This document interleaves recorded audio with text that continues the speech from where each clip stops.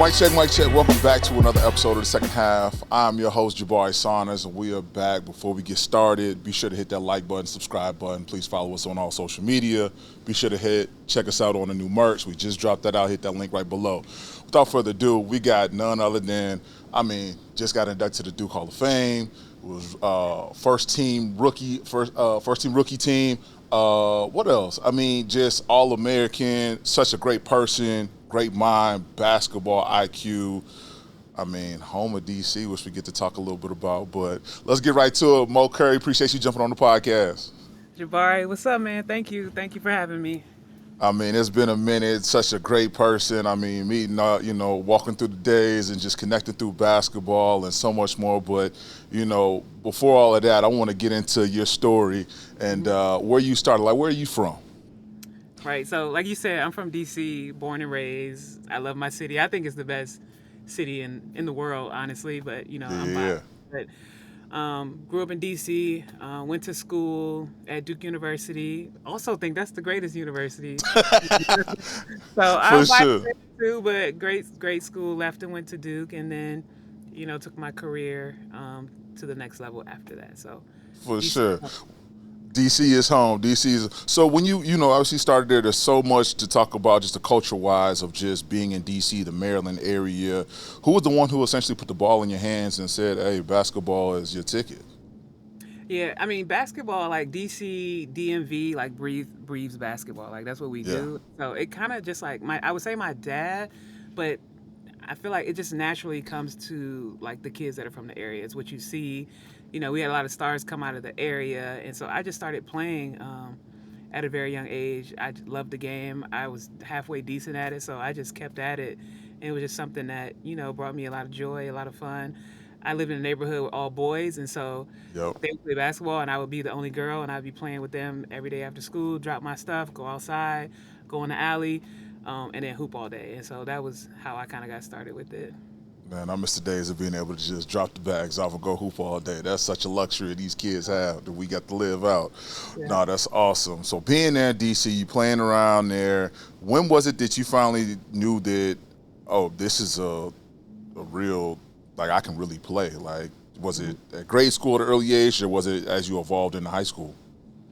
I always wondered, like, just like God blessed me with like this natural talent, and I wouldn't Yeah. say like the natural talent enough can take you to higher levels, but I will say like I was naturally talented at the sport, and No. from no thanks to anybody, but just like me being born that way, and Yeah. so I had fun with it because as a kid, if you're good at something, you're gonna want to like invest in it more. You're getting like Yeah. Yeah. celebrated, love, and so I naturally was good at it at a young age. And then it just grew from there. So I continued to play. I would play every day, play at recess, play after school, play when I got home, just all that kind of stuff. And so putting in that work, I guess it wasn't work like it is now. It was just like, this is what I Right. love to do. I was just playing. Just playing. I feel like I really knew I wanted to do more with it is when the WNBA came around. And DC was one of the original 8 teams, Yeah. I believe. Hmm. And so in DC, like the Mystics, that was the thing to do in the summer. Like they used to hang banners in the Capital One Arena that was like attendance record for all these years, because Okay. DC, like the arenas were packed every summer. It was a thing to do. So I would go down to the games, watch the players. I always tell this story. I used to in the garage where the players drive out. A lot of fans they stand outside there, and I was a kid. I used to wait outside of after the games. Yep. My cousin and my sister and stuff, we would go to the garage and wait for the players to come out, just so like when the players would drive out the garage, and then we'd be like, "Hey," and then they would stop and they would talk to us, and they're like, Yeah. I got a shoe from one of the Mystics players. It might still have it. This was like 30 years ago too, and Yeah. so it was then I thought like, oh wow, I see women playing professional basketball. Maybe that's Yeah. something I could do. No, that having that exposure that early on, and you having a team right there in your backyard, I know that did wonders for you and your career beyond that. So Yep. tell me this: in high school, did you end up playing like AAU ball or any of the circuits or anything like that? Tell me that experience, that journey with you. Yep. I started playing AAU basketball in sixth grade, and Okay. so I know they're playing much younger now, but Oh yeah. my dad. So I tell we didn't know about. I went to this I don't know how we found out about AAU basketball, but we called this one team first, and they were like, "Sorry, we already had tryouts. We're not taking any more players." Cool. So then we called the second team, and they were the classics. And I told this story at my Duke Hall of Fame speech. But the coach Okay. there, he was like, "Well, we already had tryouts, but bring your daughter anyway." My dad was calling, "Bring your daughter anyway." And so I went out to the tryout or to the practice because they already had their team. And Right. I mean, I was better than everybody. And so, like, Yep. I'm coming out there, and he was great. And so, the funny full circle part about it, the team that told me no was like the rival team. And Of so, every course. time we would play them, it was like it was on because they told me I couldn't try out for their team. And so, Yeah. in sixth grade playing travel. I think AAU circuit is kind of different now because it was Yeah. like locally based, so you had to play in the area that you lived, and then you compete against people from different areas. I feel like now they have players from Texas, California, Exactly. Oh, that's all over the place now. all on the same team. Nobody's from that local space anymore. You know what I'm saying? Like Yeah, everywhere. I miss I those do days. too. You build that like we from the same place camaraderie, and like we're gonna battle like people from Yeah. China or wherever they're from. But times evolve. But that's when I got Yeah. started really, and seeing competition like across the country was really eye opening for Yeah. me. I would say because AAU basketball, you have the best players from all over the country, and you Yep. kind of only see your local teams. And then once I started traveling, and I'm seeing, oh wow, this player from Indiana, like she's great, or this Yeah. player elsewhere, and that was really fun to experience to be able to see players from across the country. Yeah. Who were some of those in your class that you got to battle and go up against? Shoot, in my class, so I played a lot against like Simone Augustus. Even though she's a year younger than me. There's a girl, Shira Eli, who played at Tennessee, who was great. Um, Shanna Zolman, she played at Tennessee. Yeah. There's, there were a lot of players that may not have even made it to kind of higher levels Yeah. that were really good, that were talented. But like the drop off happens for whatever reason. Hmm. But there was always some like fierce competition and really names that people may not even know to this day. Yeah. For sure. Well, of course, Simone Augustus is definitely one of them that we definitely heard of as well. All right, so tell me this. So high school comes about, you're playing AAU ball, Hmm. you're being highly recruited. Who were those kind of those your top five on your list? You were like, all right, I'm about to play at this next level. Yeah. So living in DC, I used to go to Maryland games all the time. So I always saw ACC schools play, and so I Hmm. knew I wanted to play in the ACC. So that was already like check. I want to play in the ACC. But I also didn't want to go too. I didn't want to stay at home, so I wasn't like Okay. Although I kinda, like interacted with Maryland, I knew I didn't want to stay that close to home. I wanted to go Yep. away.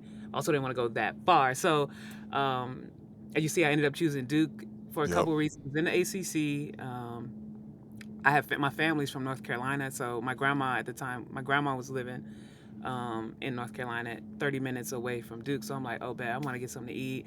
I need somewhere to go. I know I You got got my grandma. family right there. That was like, so I took visits to UNC, Duke, Okay. UVA, and then Rutgers. They were the outlier, but it was like Coach Vivian Stringer was, Right. she's a storied coach. She had a great program, and I kind of wanted to, give that school a look as well.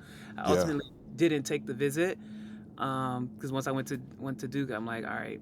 Well, actually, It's a no, wrap. that didn't happen. But I ended up not taking the visit, and I actually wanted to go to UVA, and I called my coach. I was like, "Yo, I'm gonna go to UVA," and he's like, "Oh, Mo, I think you should go to Duke." And I'm like, "Oh, all right," well, because I wasn't really tripping that I hard about got you. Okay. it. But then when I thought about it, it's like, all right, yeah, Duke is the place, and I'm like, I'm so glad that that was where I ended up going.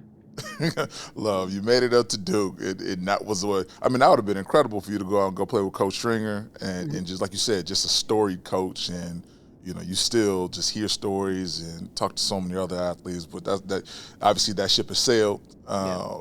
And you were able to choose Duke, and so I mean, there you are. I mean, now you're seeing, of course, women's basketball grow in this day and age. Back then, you guys were definitely in the top hunt. Like you said, the ACC was very strong in women's basketball, night in, night out. You guys are playing a very challenging schedule, I'm sure. What were Mhm. some of your memories playing at that level for the ACC and the ACC? Yeah, I try to tell people like I'm really excited for like where the game is today, And there's some great players, and like the trajectory and the future of women's basketball is kind of like it's finally doing its thing and what I hoped it Yep. always do. But it was some in the early 2000s. There was some really Those some good. dogs. There was some UConn, obviously, Tennessee, Notre Dame, Texas, Duke. Like there were some crazy battles. I think one of my fondest memories is in college. Like UConn was on like a 50 or 60 or 70 game winning Yep. streak, or something, and we went up to Stores to play them, and we were down the whole game, and then like I remember at like halftime, coach was just like, just go for it, like just play, and we came all the way back and we won the game on like a last second shot, and it was just like such a crazy win, and there's this photo where like we're all jumping, because we were top five too, but like Yeah. they hadn't lost a game in like I mean, three exactly. seasons or something crazy like that. And so we went up there and we won on their home floor. It was a lot of fun. That was probably like that one, in addition to being in the final, making it to three Final Fours, was Right. pretty cool too. But like the in-game moment, that was kind of like one of the most exciting times. I'm sure. I'm sure. I mean, you being a legendary coach and their team and everyone up there and at UConn being able to do exactly that. Like, not Yeah, many teams during that era were able to say that. Like you said, they were undefeated for so long. So nobody had that check mark of like, yeah, we gave y'all that loss, yeah, and you're gonna remember it. yeah. Remember it for sure. Tell me this, because like you said, NIL this day and age for you in the game back then. If NIL was around back then when you were playing, would it have influenced you at all to choose a different school, maybe, or kind of what do you think your experience there at Duke could have been? Yeah, I don't. I mean, I want the players that like get paid. Like Yep. schools making money, so they needed to find a way to compensate players. But it's real sticky right now. I don't. It's just kind of like at this point they're professional athletes, and it's kind of like That's players it. are going to the highest bidder, and I don't know what that'll do, if anything, like to the purity of the sport or to the game or Yeah. how people are committed. I think Penny Hardaway was on a podcast or something the other day, and he was saying like the kids are getting so much money, they're not like playing hard, they're not dogging out there.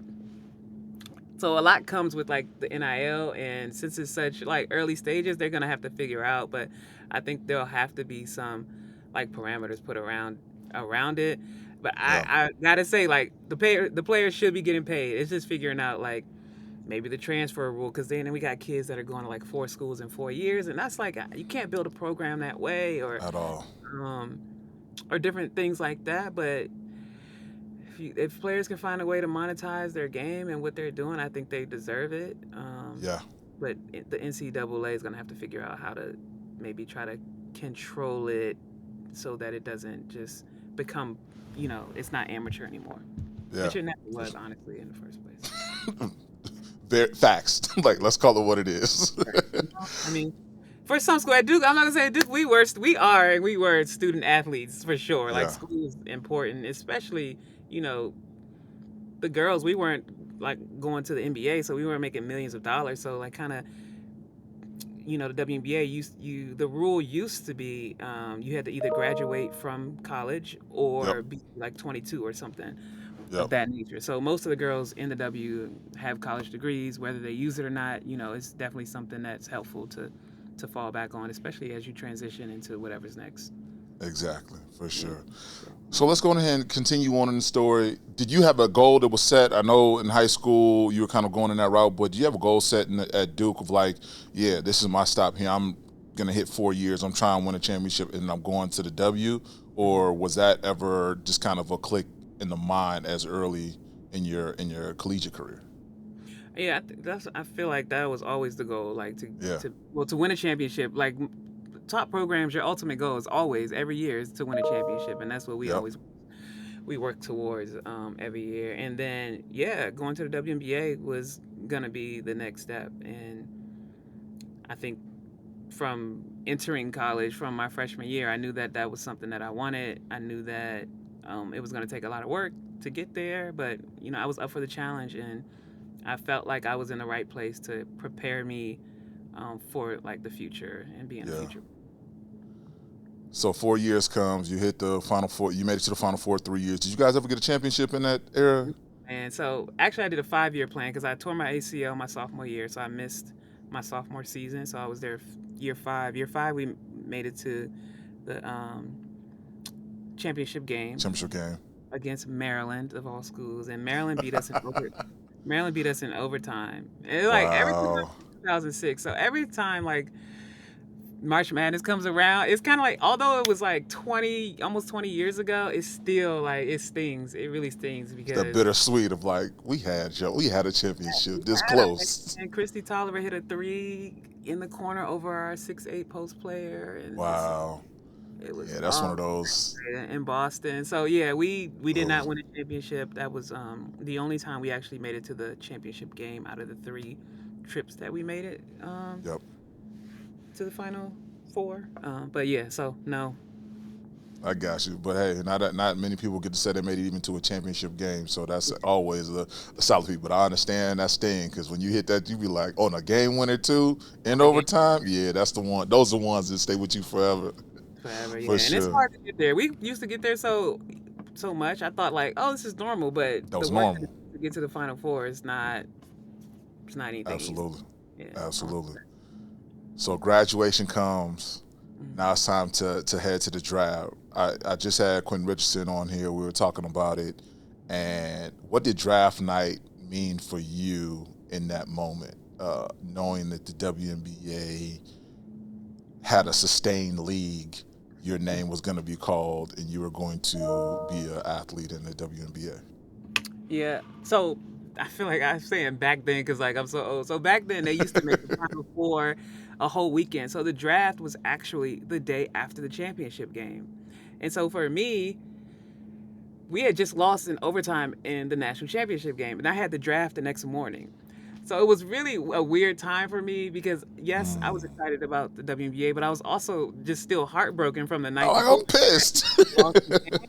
So I'm at the draft. I had to get up, get ready. It takes like it takes a little while to move on from Yeah, that, and I wasn't over it. And so family was there.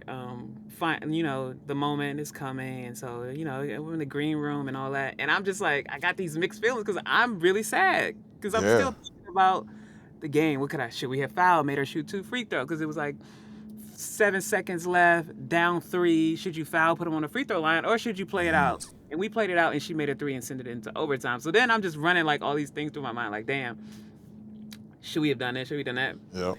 Nonetheless, it was still the moment that I had, a goal of mine, had prepared for, didn't know where I would go. Ended up going to Charlotte with the 3rd pick, which was cool.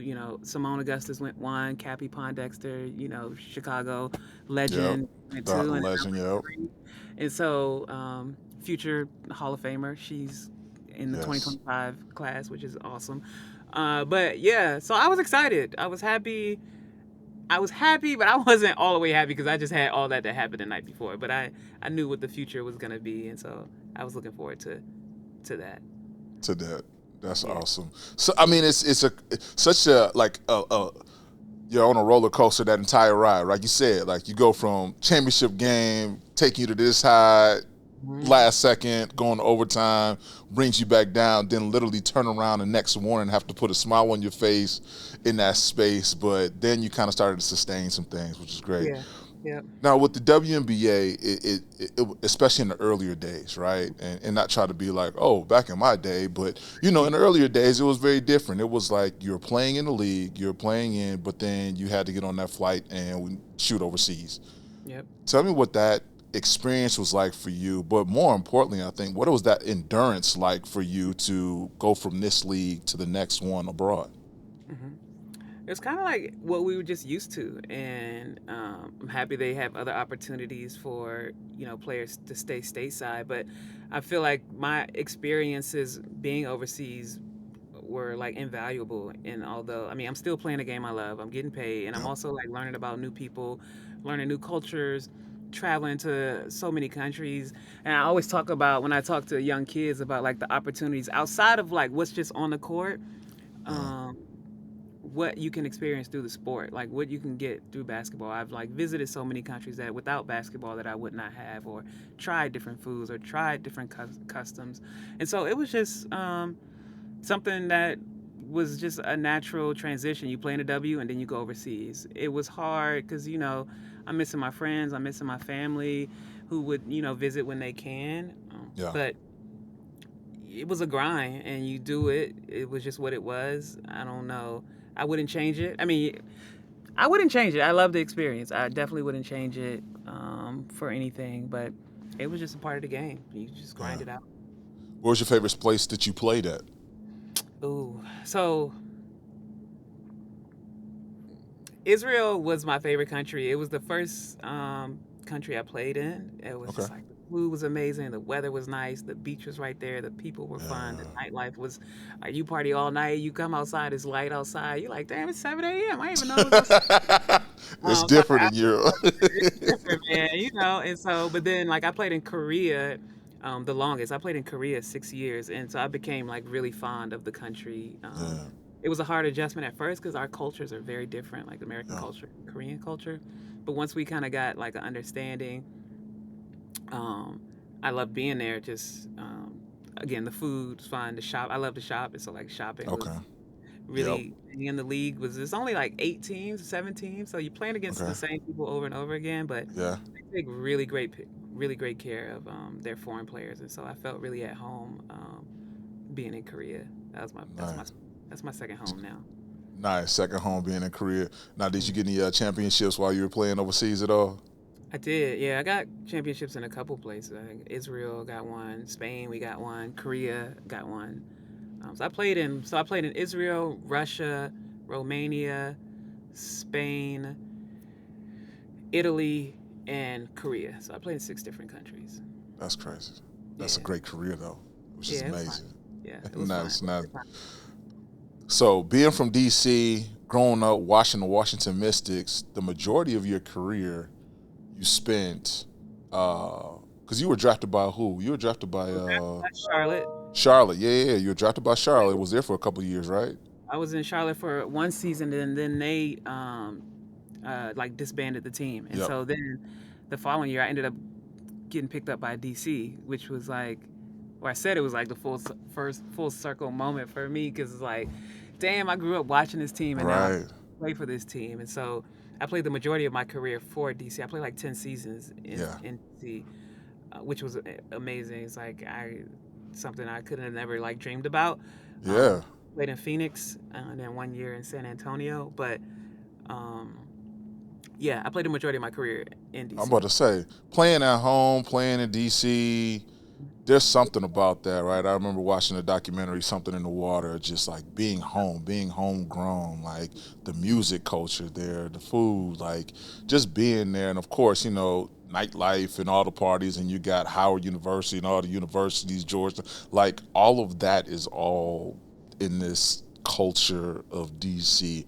What did hmm that mean for you to be able to stay home and play right there at the professional and highest level? It kind of balanced out being overseas because, like, so most players they play overseas and then they're going to another city to play their summer WNBA time, and so they don't have any time in the city like where they may be from. Like, there have been moments like some people got to play from where they're from, but for me, I'm at home all summer. So Right, like exactly. I'm living in my own house. Oh Like yeah. most teams are. I mean, most players then are living in team housing and stuff like that. So that kind of made the load of going overseas a bit softer because I knew in summertime I would be home. I'd be playing. Yeah. I'd be home with my friends and my family and all that. So it was perfect. I couldn't have like written it in any different way. I remember my first time driving to practice, driving down North Capitol Street, and I see the Capitol. DC is just like so storied. I'm like, damn Yeah. man, I can't believe like I'm actually playing for the Mystics. I'm driving to practice at the Verizon Center, it's Capital One now, but Yeah. like a moment it hit me like, damn, I'm playing for my hometown team that I grew up watching. Like I was outside waiting outside Yep. the garage to like meet the players just so like they could wave at me, and I'm like, they Yep. waving at me type thing, and now like I'm in that position. It was really cool. It was cool. Man, that's so great. Congratulations on that career. Thank So tell me this: it was time for you to take the shoes off for the last time.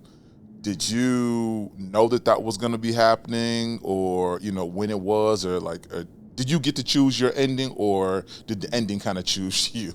Right. Yeah. So I think so I was like really, so the WNBA provides a lot of opportunities for players outside of basketball, which I think is great. They offer like internships or just opportunities to explore your interests outside of basketball, like Yeah. even like schooling opportunities. So I kind of made sure through my career that I took advantage of like what the league offered. So I was able to go to this Harvard crossover into business class, which is like Okay. um, a program for professional athletes at Harvard, and they kind of like do the crossover, like just learning the business side of Yeah. things, which is an amazing program. A lot of players have gone through it, actually, both through all NFL players, NBA players, WNBA players, Hmm. and then also like having like internships. I had always been interested in like real estate development Okay. and just real estate in general, and so like I met this guy one day, and he's like, "Oh, they were building a new development in where I was from, and I went to go see the houses." And then, like, long story short, his daughter worked for the Mystic. He's like, "Oh, my daughter, she talks about you all the time. If you interested, let me know." And so, it's all about like knowing people and like making these Yeah. connections. I'm like, "Well, actually, the league offers these internships. I'm interested in real estate." And then he's like, "Oh, you could definitely come, work with us whenever Yeah. in the off season." And that year I had tore my ACL, so I wasn't going overseas. I would be home, so I kind of took advantage of like the opportunity to try to explore other interests. And I tried to implore when I played, and I was like the vice president of the players union. I always tried to implore like our teammates and our my teammates to like really think about like what you want to do with what do you want to do after basketball. It's not going to Yeah. last forever. We're making good money. Like our money was not like kind of what they're making better money now, but like Of we weren't course. making pennies. You know what I'm saying? And Yeah. you did your money right, you could live a pretty decent life. A nice life. And so I try to implore them to take advantage of what the league offers, and also figure out what else interests you, because it's hard to go from playing in the WNBA, making whatever you're making, and then you got to go to an entry level job because you never had a real job before. And I think Yep. that's some of the things that a lot of players struggle. As talking to players, they struggle with like what I'm gonna do next. So I think the last 2 years of my career is when I started to think about like, hey, what am I gonna do next? Like I'm getting older. My minutes are different. Like I'm not Yep. starting now. And I want to go. I'm leaving on my own term. I don't want to be like that player where they're like, "Damn, why Mo still playing? Like she need to retire." I don't want that to be me. I want to go Yeah. out Yeah.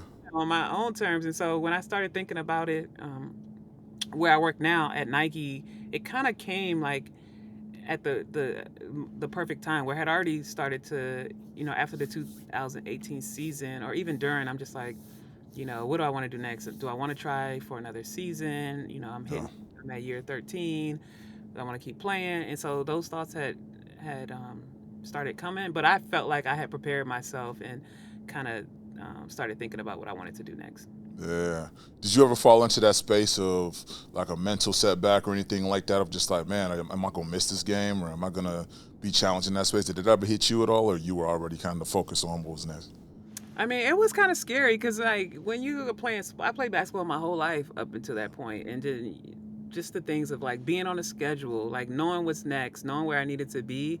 It was kind of scary to what life would be like, without the structure of sport in my life. But I also was kind of excited about it. Like, oh, I got my weekends back. And you practice on Saturdays, you practice on Sunday, or you're traveling. And like, I have my days I can travel, with my friends and hit vacations and Yeah. just kind of do all the things that people who aren't playing or like have that type of commitment, which I would have traded. I loved it while it did, but I was looking forward to like, what's next. Like I did that part of my life. I enjoyed it. I had a great time. I felt very successful, and I am one of very few who make it to that level. So really, Yeah. like, proud of that. But also, I was looking forward to what's next. Oh, that's great. Yeah, that's how So I here. exactly. So coming out, you found yourself, you were going doing internships, you were doing, leveraging some of the programs that the W offered you. Hmm. Um, in that space, before you got to, was that automatically your jump to Nike, or did you have something in between there that you were kind of exploring at that time? They kind of came like at the Right same time. after. So I'm like 20,000, I mean 20,000, 2018, like the season was the last season I played. Sometime after that, like I was in this Facebook group for like retired WNBA players. Okay. And so in the group, it sounds so old. When I tell my niece and nephew I'm on Facebook, they're like, "Oh, only old people use Facebook," but whatever. Right. There was like um, a post came about this Nike program called the WIN program. It stands for Women in Nike, and that Yep. Nike, they were looking to bring in former WNBA athletes into roles at Nike headquarters. And I'm like, oh shit, this looks, you know what I'm saying? I'm thinking about Right up your retiring. alley. Right, let me just apply and see what happens. I didn't know what it Yeah. was about. I just knew that it was a job opportunity at Nike headquarters in Beaverton, Oregon, which I had never Yep. been to Oregon before. And so I'm like, let me apply and see what comes. So I Yep. applied, heard back, did a phone interview. The funny thing is, I got two of my really great friends. I'm telling them about what I'm about to do. Like, oh, I'm about to try to get this job. I got an interview. I've never done an interview before. Like, what? Wow. I've never done an interview. I've never had I had camp jobs, but I never had a job where I had to do an interview. I'm like, oh Yeah. snap! Like, what I'm doing. So we had this like mock trial like interviews. My Okay. homeboy, There you go. we were at the house. They were asking me questions, and I'm trying to like give answers on how to do the interview, and they would give me like feedback and all that kind of stuff. So I was really trying to prepare for it. I had the phone screen. I think it went well. My dad had this habit of just coming to my house without like The announcing un- himself and the just like opening unannounced. the key to my house too. So I'm on the phone interview, and then I hear the door and my dad's like, Monique, and I'm like, oh my god. I'm like, oh, I'm trying to mute the phone, like, hold on one second. They're like, Dad, I'm taking an interview right now, like shit. So I did that. Had the interview, then made it to the next round, and the next round is where they flew the finalists out to Nike World headquarters in Oregon. And that was like I said, it was my first time out here, and that's when they did like in-person interviews. And then ultimately, I got offered the job. You know, the big thing was like you had to move to Oregon if you accepted. Yeah. That was a big thing, but also I was used to living in different places. You know, as a women's female professional player, you've lived in, like I said, all these different places. So Yep. moving wasn't a thing. It wasn't ideal. Like Oregon, I don't know if I necessarily would have chosen Oregon to be. I Of never would have thought course. I would be living in Oregon at this point in my life. But the opportunity was and is an amazing opportunity. It's incredible, and that's how I landed here at Nike World Headquarters, which is where I currently work, and which is Nice. where I am Nice. right now. Where you are right now. Yeah. Exactly. So tell me a little bit about what you're doing over at Nike. Okay, so I'm a product manager. We're called PLMs in the footwear world. And what PLMs essentially do is kind of like we are the connection point between the consumer and then our whole design triad. So that's like the designer who makes the product, the color who chooses the colors, the material who picks the material. I kind of brief the team on like, hey, kids are into low tops now. They like big swooshes. Comfort and traction is most important, and they love bright colors. And so I kind of brief the Hmm. team, and together, like we go through the process of briefing, where I brief them on what consumers are looking for, and Yep. then we go on this journey together, building that product until it comes to market. And so I'm managing that process from brief all the way to it hits the stores, It's the stores. Okay. and that's essentially what I do. Did you ever think that this was going to be the space in your post career phase that you were actually going to fall into designing shoes and footwear and things of that nature? You know, I don't even so the thing is like I've been a sneakerhead all my life. Like sneakers have Right. been was always my life. Like I'm camping out for shoes. I was even camping out for Okay. shoes when I started at Nike. Just like that was my thing. I made like a lot Yeah. of friendships, a lot of like connections came through like just the love of That sneakers. community. Yeah. Yeah. And so when I came to Nike, I didn't know like there was a person whose job it was to like make the colors of the shoe. I guess I didn't just think about how shoes showed up in a Foot Locker, and I always had a dream like I wanted to work at Foot Locker because I loved shoes so much, and I'm like, yo, I could work at Foot Locker and just be around sneakers all day. I did not know that Nike is this. Well, obviously, I knew it was a big company, but I didn't know what happens here in world headquarters. And so when I got here, it just opened my eyes to so much of like how kids, especially black kids or kids from inner cities who love sneakers, who drive the culture, who drive, what's cool, can be a part of like the actual process of creating these things. And so I think, and I want to be able to like kind of let people know about like these different opportunities, and I want to figure out ways where Nike can show up. I know they're like going to career fairs and like HBCUs and all that kind of Yep. stuff. Just like Hmm. it's really cool to work around shoes. So every day I come to work, it's like I don't feel like I'm at work because I'm like work. I play with shoes all day. Like I'm looking at shoes Right. all. I'm critiquing colors. I'm collaborating around design. I'm not a designer. I'm a product manager. Designer is Yep. design. We just give Design is different. Yep. yeah. And so, no, I never thought this is where I would be, but like I can't think of anywhere else I would rather be. Yeah. Unless maybe I could work for, the expansion, working for like a team Okay. at some point maybe in life. Yeah. But this is a perfect place for me. I love it. I love that. Something you just said that, like, exposing children, those who are next up, former athletes, future athletes, all of them, about like the process of your journey in Nike as a PLM. Did Mhm. you have anything when you were growing up that helped expose you into, hey, here are some opportunities away from basketball or that might fall into whatever goals you may have? Did you have anything that you were able to explore with as a young person? I mean, not really. I think like Okay. my mom was really strict on just like being a good student, so that was always like first, being a Hmm. student and an athlete. So I was always into. I remember we used to have to go to like these summer enrichment programs, and like I'd be like, Mom, we might as well be in school. Like this is the same thing as school in the summertime, and just like doing extra work that she would bring home, like make copies of and filling out like worksheets. So like education was always super important in my household. I don't know basketball is what I wanted to do. So Yeah. that's Yeah. that's what I did. My mom and my sister, they work for the federal government. So I was like, oh, okay, I could work in the government if I want to or something like that.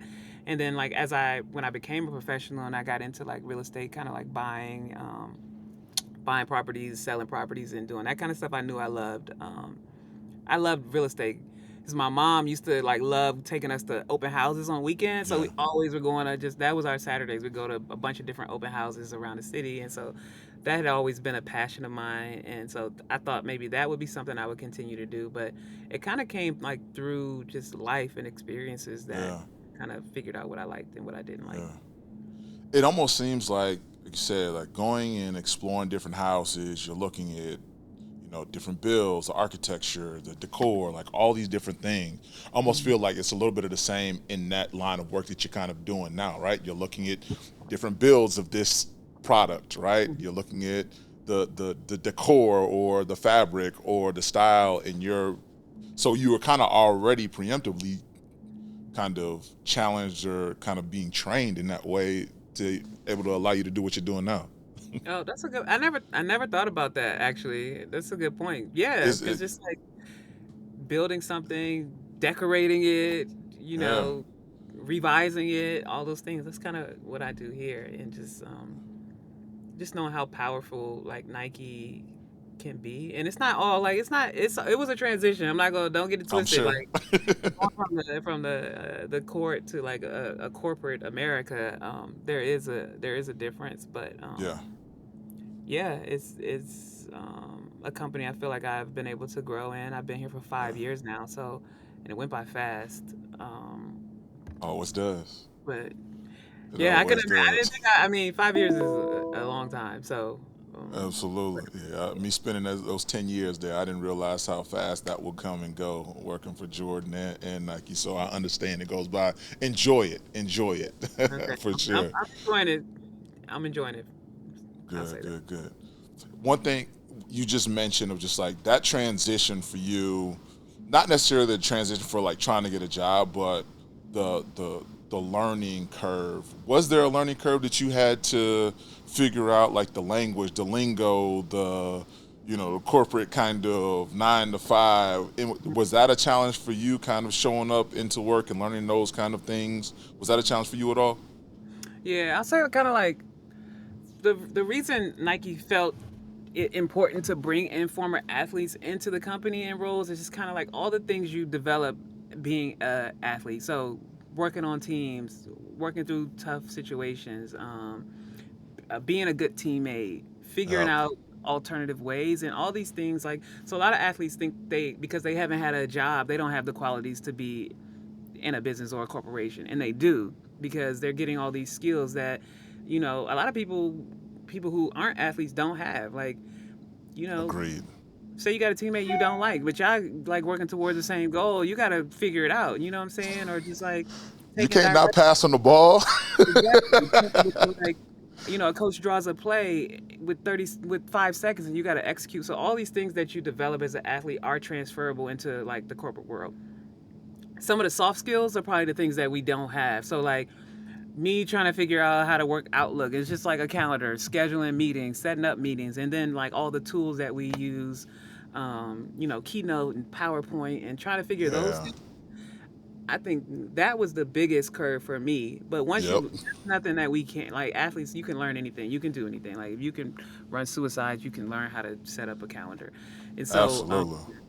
doing those things, so I would say some of those little soft skills were the biggest learning curve. In addition to like, it is still, even though Nike's not like your button up typical, Right. it's still a You come business. in, it's still a business. Like you get to come in and you get to look the part. You throw a hoodie on, you throw some sweats on, and you out the door and you're in the office. But at the same time, like you said, you still need to be polished in some areas and being willing to College develop stuff. yourself. Yeah, and it's different than like the way you talk to people on a team than like how you gotta kind of like, you can't talk to everybody that type of way. And that's the same. Like, you had teammates that you could get on in a moment, fire them up. You got teammates that you gotta wait till y'all on the bench, be like, hey, you could have did this. Some people you gotta wait till after. So learning how to communicate with different types Yep. and personality types is a thing you learn in sport, and it carries over into to here. So I think like for me, I'm like a very direct person. So just figuring out and being from the East Coast, like we're direct. More so, like the West Coast is more a little like softer on their delivery. Yep. That was kind of something that Yep. I needed to work on because it was like no offense or like I'm not being rude, but it's just like It's a fact. it's just a cultural coastal difference that was something that I needed to kind of, and I'm still working on it. Like I was just trying to get to. I was trying to get to Mo, the you point. ain't out there cussing people out over. I want to get to the point. I want to make sure like things are Yeah. productive. It's like I think those things are kind of like those little soft skills are what Yeah. people coming from sport may need to kind of adjust and For learn. sure. But I Yeah. feel like I was given the space to do that. Absolutely. No, that's huge and extremely key. I think those tools are extremely important that you have to adjust to. But like you said, all the athletes you have, and on top of it, you have certain things at your leisure even before you even get into the role. You have those like you got Google. Like, okay, I don't know how to create an Outlook. How do I do that? You can go right to Google. Or you can use AI, and it's just so many different tools now to help Mhm. expedite and accelerate your growth while you're in positions and you can actually do the job that you may have once thought that you couldn't do. Right.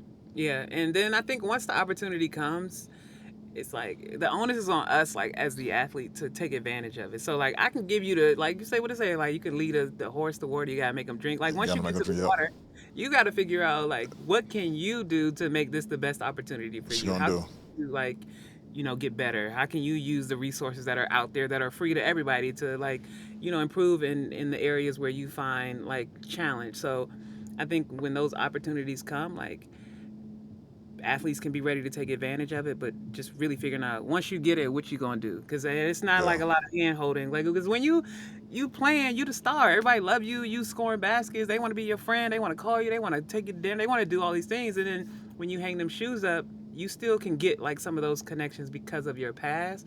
But the Yep. hand holding doesn't work the same once you out of there. And so I think the ones who are most successful are the people who can like take those opportunities and then build on them and make it their own. Yeah.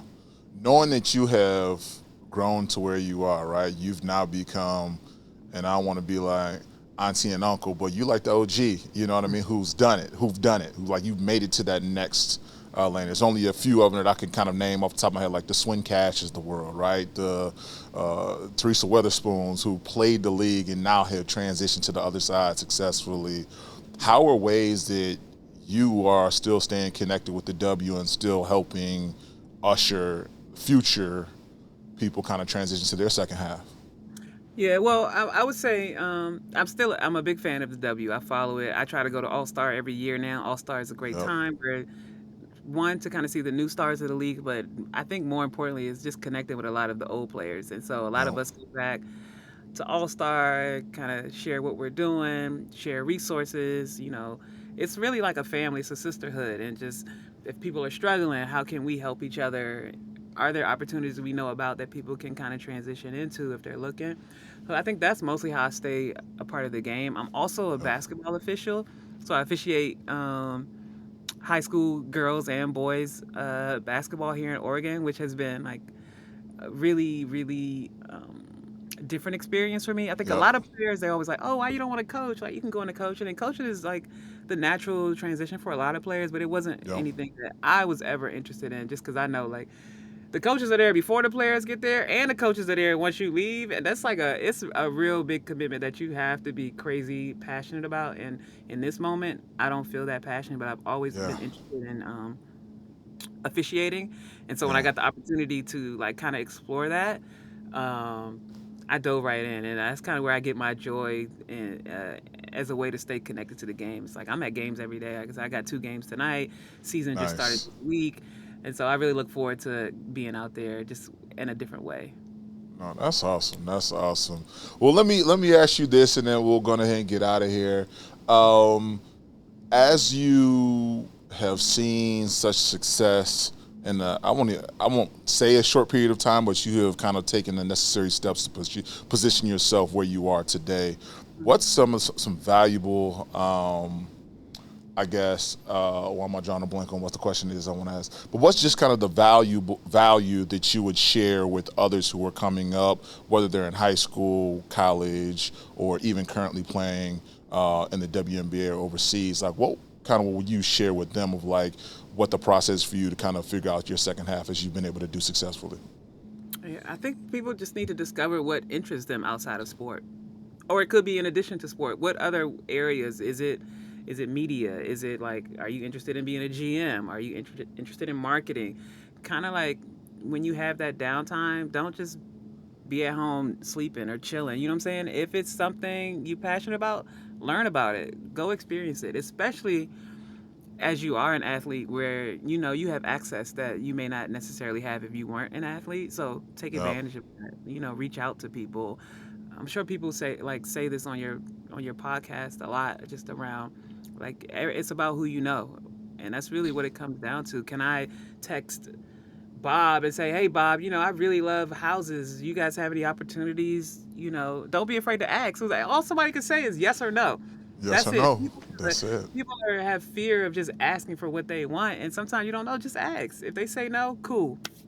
Move on. Maybe that's the Next. answer. Then I can ask somebody else. And so once people get over that fear of no, Hmm. I think it could take you kind of really far, because that fear, because more times than not, the people are gonna say yes. And you be like, what? I stressed all this time about somebody saying no, and look, here I am. And so once you get there, though, once you get there, you need to make sure you're doing the things to make it known that you are valuable to whatever this is. And if you aren't, continue to ask questions and continue to learn and grow. That's what I would say. You spot on with that. I love that answer. One, I appreciate you. You continue to show. I mean, you're such a great athlete on the court. Excited for your journey to continue with Nike and beyond. You're still a huge advocate for the women's game, which I love, and staying connected to the W and all girls basketball, which is obviously great. Where can people kind of stay in communication with you, or just kind of follow your journey at? Like, is there any LinkedIn or social media where they can kind of stay in tune with you? Yeah, I'll say kind of like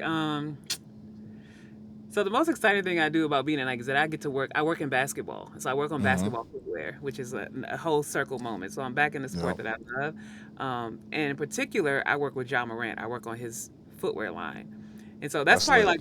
like the most fun that I have, is that I get to work with athletes uh, Yeah. directly, and so looking at like what comes out for Ja, like comments, feedback, all that.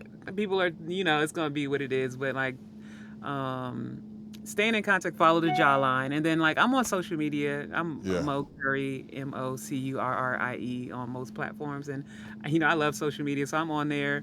I'm doing my thing, but I'm just like having a good time. I love where I am. I'm happy, Yeah. you know, how I've been able to transition, and I'm really hopeful that like other athletes will be able to kind of, find ways to make their transition as smooth as possible. And then when they do hit the Absolutely. bump, just know the bump is not permanent. Like you can come out of it, you can make it to the next. You might start something that you don't like, you could Yep. transition into something else. It's not too late. So I think just encouraging people, and that's not just for athletes, anybody. If you're in something, like you change careers, you go from one career to another career. I think it's powerful to be able. It might be scary, but get in there and you give it all you got. What can happen? Try There something you else. go. Absolutely, I love it. I'm gonna definitely go out and check out the jazz. That line, I got a couple of pair upstairs, so Okay. I'm gonna definitely be in tune for what's coming up next. So, Mo, appreciate you being on the Second Half podcast. Thank you for all those tuning in. Be sure to check us out. Follow us on all social media. Be sure to hit that like, subscribe, and share. We out. Peace.